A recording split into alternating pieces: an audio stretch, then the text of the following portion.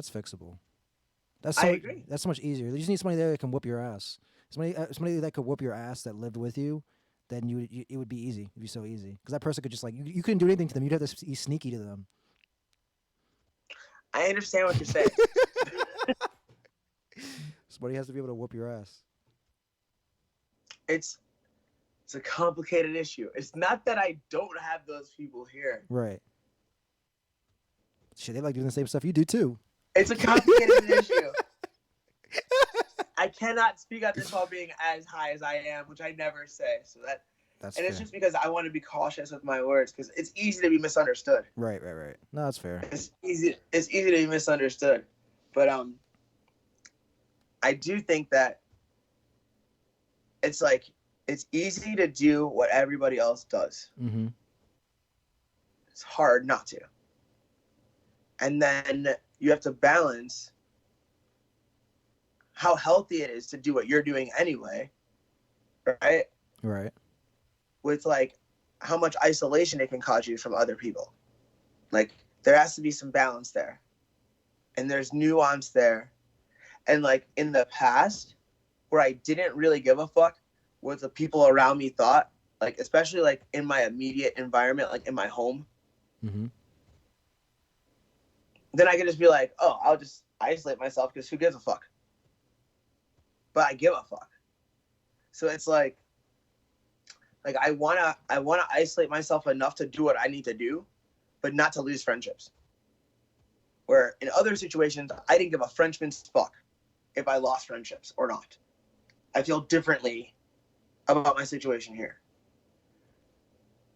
So it's harder to balance. And like that's what I'm learning. Do you know what I'm saying? Right.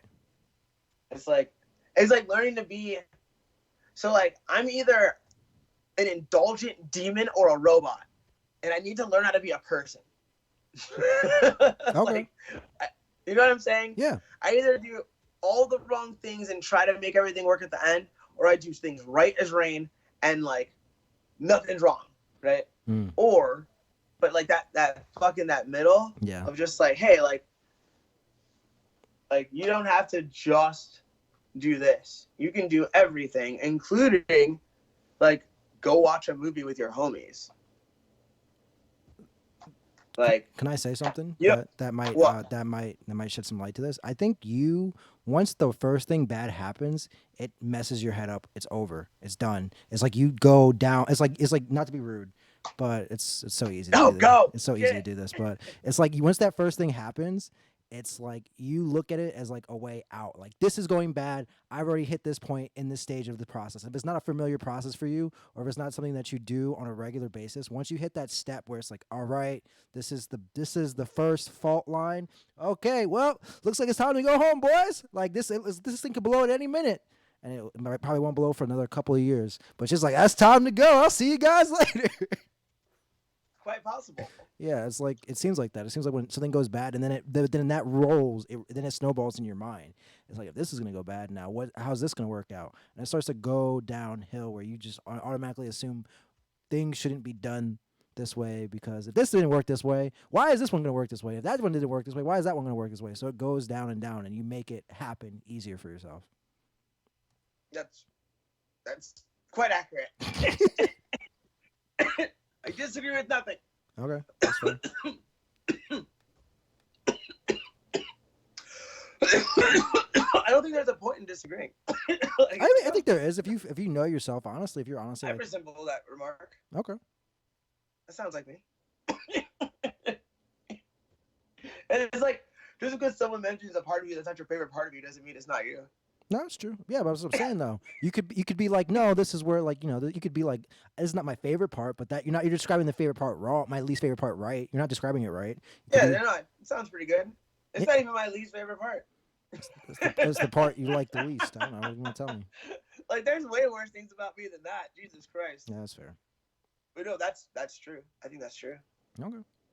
All right. Well, we'll leave it at that, and we'll move on to something else because we got to talk What's about up? we got to get stuff in MMA in the next 10 minutes. Let's go. All right. So instead of talking about all the new people coming into the woodworks, like you know, or all the people returning, like Alexander Gustafsson or Anthony Joshua, we should just talk strictly about UFC 2 for Anthony Joshua, you did it again. Anthony Johnson. Johnson. Just Yeah. call him Rumble. Rumble. That's the way out. Heavyweight Rumble. Instead of talking about those guys, we should talk about what's going to happen this Saturday at 2 p.m., which is going to be like 11 your time, 11 a.m. Oh, in Abu Dhabi? Yes. Cheesecake's going to win. That's the big news. Who's going to win? Cheesecake. Sarah Cheesecake. Sarah She's Cheesecake. fighting on that card. She's going to win. Sarah Morris? Yeah, you heard it here first. She's going to win. All Okay. right, so what you really want to talk about is Khabib and Dustin. Young Dustin Poirier, right? That's what you want to talk about? Yes. Well, I'm glad. Because I haven't watched anybody's fucking analysis on this yet. Mm-hmm. Which makes me happy to talk about it. Because sometimes what I hate is when I've like watched like 5 or 6 other people's take on something, and then I feel like there's nothing else I want to say about it. You know what I'm saying? Yeah. Like, because I'll be like, oh man, everybody said at least one of the things that I was thinking. Like, like fuck it. Like, my thoughts are already out there, so I'll leave them. But I don't know what anybody else said, so this is an excellent time to discuss. The theory right now that I think a lot of people are struggling with is like, how does anyone solve the riddle that is Khabib? Right. I don't like that narrative. I don't like when people are like, oh yeah, no one's been able to do this yet, so who knows? No one's gonna be able to do it now. Like, that kind of mindset, I think, is so fucking broken. It's one of the reasons why, like, the fucking mile was over 4 minutes for as long as it was, because people just thought that's what you can't go any faster than that. Right. Like when somebody runs a 200 meter in a time that means that they ran faster than the 100 on both legs, people start thinking to themselves, what was wrong with the timer? Like, that's the world we live in. So people can't imagine what they haven't seen yet, which is absurd. Just because Khabib hasn't lost yet, he's lost moments. Yes, he has. So if you lose more moments, you lose fucking fights. So to act like this is some unsolvable puzzle, no one has beaten the puzzle all in the same night. One guy hasn't beaten him, but 25 guys beaten him. Like, in little moments. Yeah. And if you can find a way where your style or something that you see that hasn't been exploited can work, then all you need is a series of those moments or one really catastrophic, amazing moment. That's all it takes to win a fight. Like, when fights go 5 rounds, you don't have to win 25 minutes. No. You have to win tiny little moments. You could win for less of a percentage of the time than the other guy, control-wise, and still win a fight, depending on how much chaotic energy your moment created. There are lots of ways, and I would like to think that a world where Dustin Poirier can create some of those makes it a more exciting fight. Now, Khabib by decision. Khabib by decision? Dang. All right, now that I've worked super hard to make it possible to beat Khabib, let me just say I do not think Khabib will lose. And I certainly don't think he'll lose in Abu Dhabi. Nah, unless Dustin No, Poirier has the best stand-up in the world. In Abu Dhabi. So, Russian and then they best You friends. know where Mecca is. Yeah, they best friends there. I think you got enough friends. Yeah. I think they'll fucking riot if he loses. I think That'd be wild. that'd be bad. Bad News Bears. Oh yeah. So two other quick things: Edson Barbosa, Paul Felder. I'm gonna say I'm rooting for Paul Felder. yeah. I'm rooting for Paul Felder. There's a chance, and I told the story of this on the podcast, but I didn't name him. Yeah. Paul Felder was the guy I saw in the airport who I walked up on and we were wearing the same backpack. And I was like, oh, nice backpack. And he smiled and I was like, oh, yeah? I was like, yeah, I'm a jiu-jitsu coach. I'm not a badass. And he was like, oh, yeah. I'm Paul. I was like, I know. We chatted for a second. And then when we were both waiting for our bags at baggage claim, he's like, hey, man, remember when you asked me about anything coming up? Well, I do now. Like, I didn't when you asked me. Yeah. But now I got off that plane. An hour ago, they said, you want to fight in Abu Dhabi? I got Barbosa. And I was like, that's awesome. I was like, that's so cool. But I didn't say anything because I'm not a fucking rat. There you go. And, like, I didn't say anything to anybody. Yeah. Like, I didn't say anything to my roommates. I just shut the mouth. I think Paul Felder is going to win that fight. That's the fight I want to see. I want to see Paul Felder win. So I'm rooting for Felder. I got Next. Barbosa body kicks. Yeah, of course you do. You son of a bitch. So then You have him by KO too, don't you? no, Fuck. no TKO body stoppage. I saw that. I think it was Dan Hooker versus Edson Barbosa. I watched the third round of that today, and I was just like the way he had him bending in half, like he was a lawn chair every time he kicked him. With the kicks? Yeah, he would just kick and then just Yeah. he'd just be like, oh. Dude, yeah. No. He's intense. Yeah. And what's the last piece of business? Oh, Islam Makhachev versus Davi Ramos. Combat of sports, or Sambo sports. We're in Abu Dhabi. Dhabi don't get a neck or an arm. It's over. It's okay. It's over with. Like All this right. dude's name is the religion of the Islam. country. You are not getting a decision. Fair enough. I would not fight a Muslim in Abu Dhabi Fair enough. unless his name was like Derek Johnson and he happened to be a Muslim. If his name is like Abdullah or Mahmoud, you gotta win by finish, dog. Like you're not getting a decision. That's funny. You're not getting it. It's not happening. That's No, hilarious. I'm kidding. Like I'm not saying that the UFC is that corrupt. I am saying don't fucking leave the names of the judges though. All right. I Fair. am saying that. Fair enough. Fuck all that. All right. I got 3 pieces. I'm of happy that we're fighting in Vegas. I'll tell you that. And Anthony, I'm sure you must go. I appreciate you making time to do this podcast today. Hold on. Just like I appreciate No, we're anyone not who's doing. listening and No, watching. no, I'm no, still with you. I'm no, still with you. no. Gotta do. I'm not going away. Okay. What's up? Weird news. Yeah, give it to me. All right. So we got 3. It'll be short ones. So Banger Bros buys the porn doxing site and then destroys all the information on it to save porn stars' lives. Wait, say that again? So Banger Bros, the porn company, Bang Bros. Bang Bros. Sorry. You Let's wouldn't- be respectful All right. Well, of the industry. So Bang Bros did what? they bought the site Porn WikiLeaks. Ah, okay. So all right, let's slow the story down. Yes.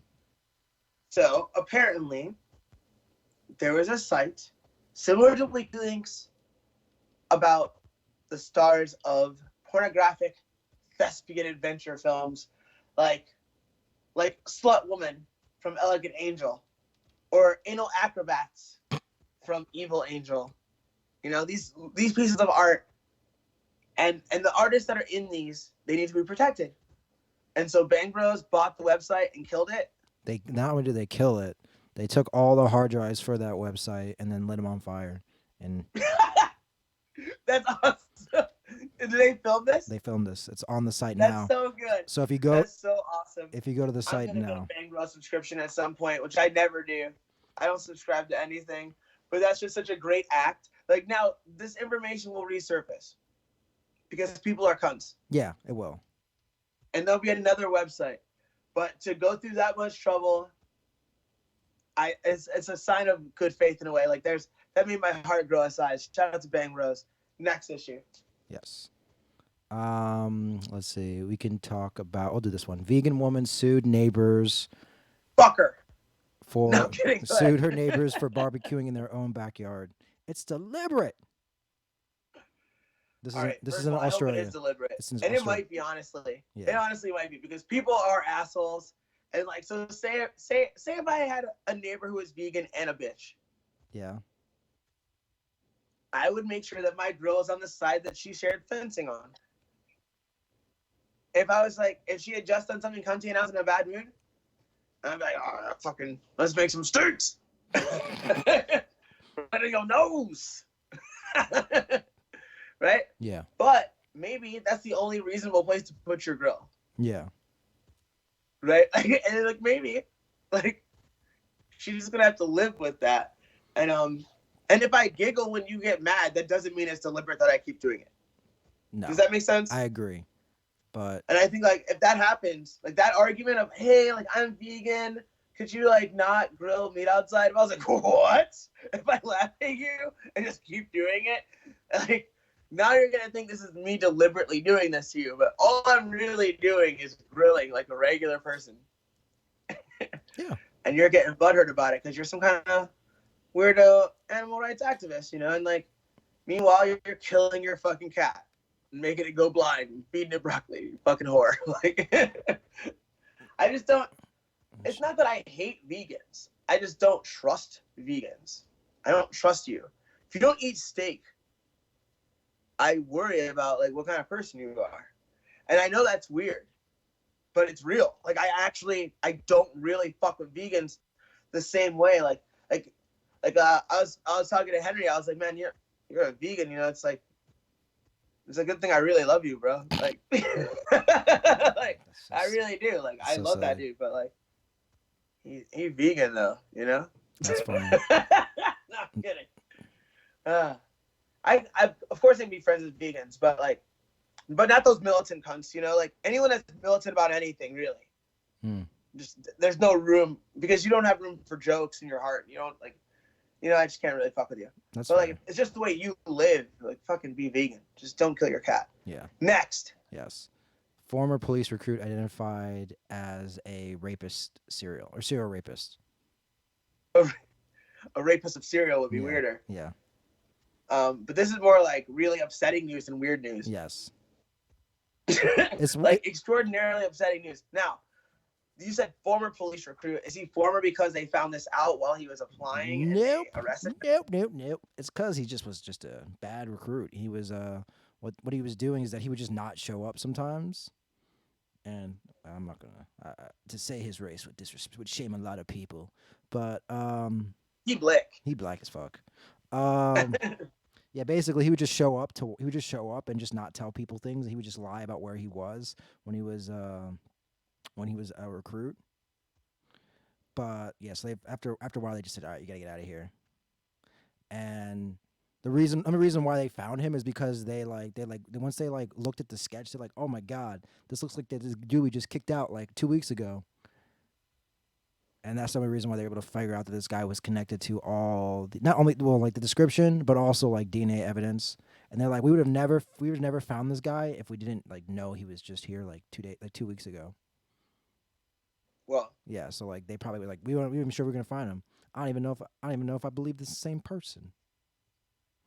I mean, those eyebrows are real definitive. Yeah, they are. But who knows? Yeah. Maybe this person wasn't good at drawing eyebrows. Does like they're. Yeah, this dude. Those are some very distinct eyebrows, and I don't see them in that other photo. No. But I hope that's the right guy, and I'm glad he's. I mean, they got like eight. They said there's like eight DNAs, eight women's. You know, they found his DNA in 8 women. So I don't know. That's a lot. That's a lot. It's like it's past the Cosby limit. It's like once you go past like 4. And at what point do you think I'm gonna be a cop?